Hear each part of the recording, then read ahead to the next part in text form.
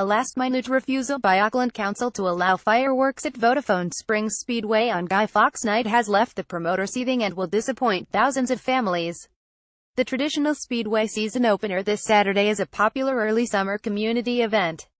But now the Council's regional facilities Auckland RFA has reneged on a written approval, sent a week ago, that fireworks planning for the event met all requirements. Another example, says promoter Greg Mosen, of the Council's campaign to force the Speedway from the venue and out of the city. Speedway promoter Greg Mosen told Radio Sport they've sold over 1,000 tickets to the event, which has taken 4 months to plan. So we've done everything we possibly can, and here we are 48 hours out and they've reinstated the height restriction, which puts pay to the whole thing. It's finished. There are over 1,000 pre-sold tickets to the event and we are expecting a crowd of around 10,000 people because it is a combination of both Speedway and fireworks, so it is a great night out at the price. Auckland Council announced earlier this week it would not be funding any Guy Fawkes displays this year. The frustration is that we are now going to spend 48 hours trying to unravel what we've spent the last 4 months putting together. It is immensely frustrating. The use of fireworks at events has to meet noise, duration, and height limits.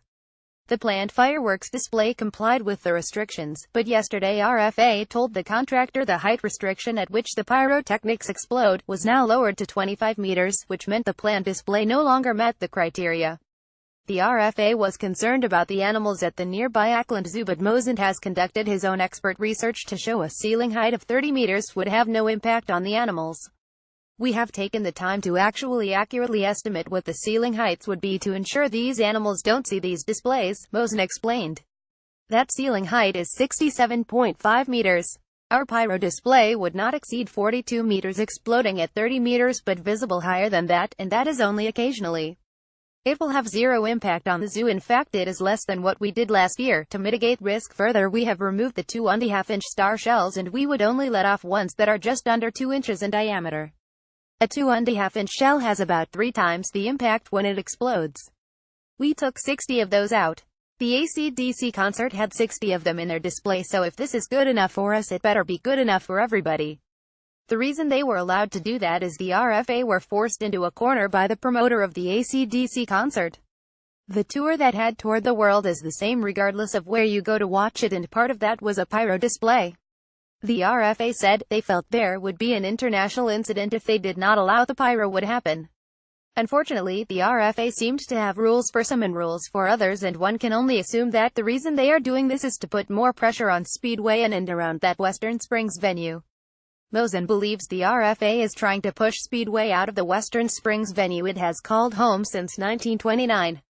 The RFA has made it clear it would like Speedway to move from the inner-city suburb under numerous plans to tweak the city's major sporting facilities. The latest push was to have limited overs cricket and concerts at Western Springs and moving the Speedway to the outskirts of the city. The director of the zoo is of equal standing to the director of the RFA. They both sit on the board of Auckland Council and they are in cahoots together, these two, to put paid to our business model, Mosen said. It is totally unjustified. There is nothing that they are saying that makes sense. On top of that, we were told if we did what we did last year we would be okay. We have that in writing from the RFA, and now they are telling us that is not okay and telling us 2 days out from when the show is about to go live. Regional Facilities Auckland has not responded to calls from the Herald.